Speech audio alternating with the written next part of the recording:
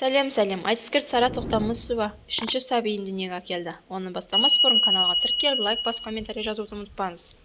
Сара Тоқтамысова қуанышты жаңалығымен өзінің инстаграмдағы парақшасымен бөлісті.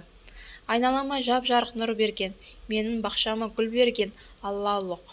Есіл қызы сүйкімді, үйіне келе жатыр. Сөзі де сүйкімді, өзі де сүйкімді, ісі де сүйкімді. Ырымдап қойдық. Қызымыздың есімін әкесі үлкен ұстаздарымызбен ақылдасып отырып таңдады, деп жазды ақын. Айтыскердің өнердегі әріптестері мен оқырмандары оның қуанышымен құттықтап ақжарма тілектерін жарады. Құтты болсын, жер бетінде ең бақытты қыз болсын. Енді Сара мен Есілдің үйі бұрынғыдай емес, жап-жарық болады. Бауы берік болсын. Саражан, гүлің құтты болсын. Жапырақтары жайқалып өсіп өне беріңдер. Бауы берік болсын. Бақытын еселене берсін, деп жазды желі қолданушылары. Соңына дейін тыңдағандарыңызға көп рахмет. Лайк бас, комментарий жазып каналға тіркелуді ұмытпаңыздар. Шоу-бизнес жаңалықтары алғашқылардың бірі болып жаңалықты жеткізіп отыратын болады. Ол үшін каналға тіркеліңіздер.